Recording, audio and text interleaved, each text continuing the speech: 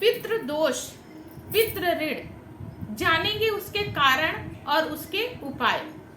नमस्कार दोस्तों, मैं सीमा तिवारी रेयर एस्ट्रोलॉजी से आपका स्वागत करती हूँ मेरे YouTube चैनल में। दोस्तों, अगर आप मेरे चैनल में नए जुड़े हैं तो मेरे चैनल को जरूर सब्सक्राइब करिएगा, बेल आइकन को दबाइए, जिससे जो भी मेरी नई वीडियो अपलोड हो उसका नोटिफिकेशन आपको सबसे पहले मिले। दोस्तों, कमेंट बॉक्स में जय माता दी जरूर लिखिएगा। दोस्तों, आज मैं आपको पितृ दोष, पितृ ऋण के बारे में बताऊंगी कि किस तरह से पितृ दोष बनता है, उसके उपाय क्या है और पितृ ऋण किस प्रकार से कुंडली में बनता है और उसका उपाय क्या है। दोस्तों, ऋण 3 प्रकार के बताए गए हैं शास्त्रों में।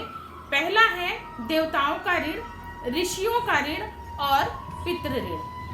पितृ ऋण और पितृ दोष, लाल किताब में इसको अच्छे से बताया गया है कि पितृ ऋण कब बनता है और पितृ दोष कब बनता है। दोस्तों, पितृ दोष तब बनता है जब उनकी तिथियों में, पितरों की तिथियों में, मतलब कि जब श्राद्ध पक्ष लगता है, उनकी तिथियां आती हैं, उस समय पर अगर हम अपने पितरों को भूल जाते हैं, कर्म कांड के अनुसार अगर हम उनका तर्पण नहीं करते, ब्राह्मणों को भोजन नहीं कराते, दान नहीं करते हैं, तो इससे हमारे पितृ नाखुश होते हैं और नाराज हो जाते हैं और पितृ दोष लगता है।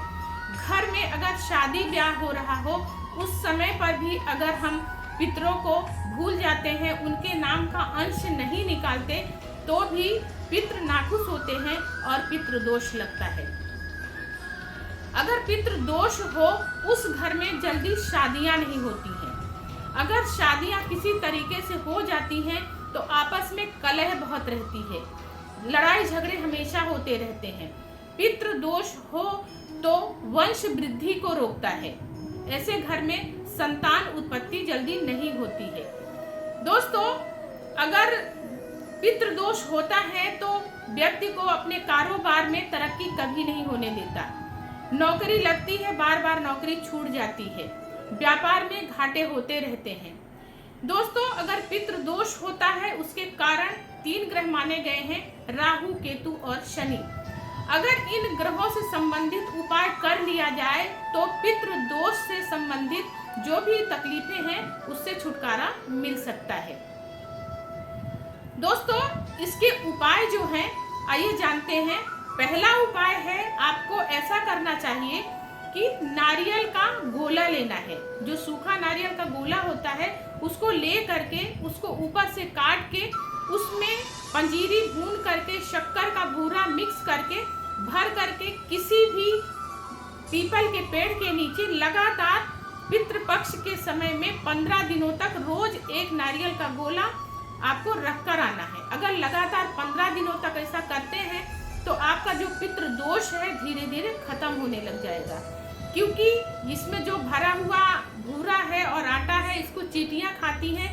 चींटियां जो शनि से संबंधित होती हैं, उससे आपके शनि ग्रह शांत होते हैं और पितृ दोष में राहत मिलती है। दूसरा उपाय है, आपको ऐसा करना चाहिए, लगातार 15 दिनों तक पितृपक्ष में आपको खीर बनानी है, दूध और शक्कर डाल करके मीठी खीर बना के 15 दिनों तक आपको मंदिर में अपने पितरों के नाम से देते रहना है। अगर ऐसा करते हैं तो भी आपके पितृ खुश होते हैं और आपकी तकलीफें दूर होती हैं। पितृ पक्ष में आपको ऐसा करना चाहिए कि आपके घर का जो मुख्य दरवाजा है उसको अच्छे से पानी से धो करके स्वच्छ एकदम साफ करना चाहिए और 1 लोटा जल भर करके उसमें सफेद पुष्प डाल करके उसको दरवाजे के बगल में रख देना चाहिए। अगर ऐसा लगातार 15 दिनों तक करते हैं तो आपको किसी भी तरह का अगर पितृ दोष लगा है तो पितृ दोष से राहत मिलेगी और समस्याएं धीरे धीरे खत्म हो जाएंगी। तो दोस्तों, अब आइए जानते हैं पितृ ऋण के बारे में। पितृ ऋण, दोस्तों, पितृ ऋण हमारे पूर्वजों के द्वारा किए हुए बुरे कर्मों का फल जो पीढ़ी दर पीढ़ी कुंडलियों में दिखाई पड़ता है। वैसे कुंडली में बहुत तरीके के ऋण बताए गए हैं। आज मैं आपको बृहस्पति का पितृ ऋण के बारे में बताऊंगी कि कुंडली में किस प्रकार से बृहस्पति का ऋण बनता है और उसके होते हैं और किस तरह की तकलीफें आती हैं और उसका उपाय क्या है। दोस्तों, कुंडली में 12 खाने होते हैं। उन 12 खानों में बृहस्पति के पक्के घर बताए गए हैं। खाना नंबर 2, खाना नंबर 5, खाना नंबर 9 और खाना नंबर 12। अगर इन पक्के घरों में अगर बृहस्पति के कोई दुश्मन ग्रह बैठ जाते हैं, जैसे कि राहु, शुक्र और बुध, तो बृहस्पति का पितृ ऋण लग जाता है। अगर इन घरों में बृहस्पति स्वयं बैठा हो और इसके साथ में दुश्मन ग्रह बैठ जाते हैं तो भी बृहस्पति का पितृ ऋण लग जाता है। दोस्तों, अगर पितृ ऋण लगा हो बृहस्पति का तो ऐसे में पारिवारिक कलह हमेशा बना रहता है, काम होते होते रुक जाते हैं, संतान उत्पत्ति में बाधा होती है, भाग्य साथ नहीं देता, खर्चे हमेशा बने रहते हैं।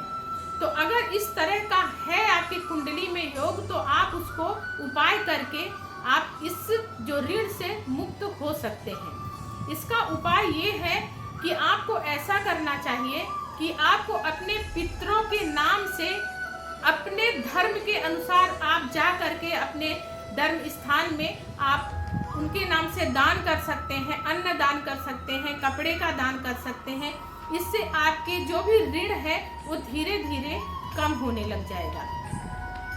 दूसरा इसका पक्का उपाय ये है कि आपको ऐसा करना चाहिए कि आपके परिवार के जितने भी सदस्य हैं उनसे समान मात्रा में आपको धन लेना है, इकट्ठा करना है। जैसे आपने 1 रुपया अपने हिस्से से निकाला तो आपको पूरे अपने परिवार से 1-1 रुपया सबसे लेना है। अगर कोई भी परिवार का सदस्य उपस्थित नहीं है या परिवार का सदस्य गुजर चुका है तो उसके नाम से आप अपने से 10 गुना पैसा दे करके उसको किसी धर्म स्थान में या अपने कुल पुरोहित को देना है। जैसे आपने 1 रुपया अपने से निकाला और जो कोई व्यक्ति अगर नहीं है तो उसको 10 रुपया उसके बदले में आपको रखना है और दान कर देना है।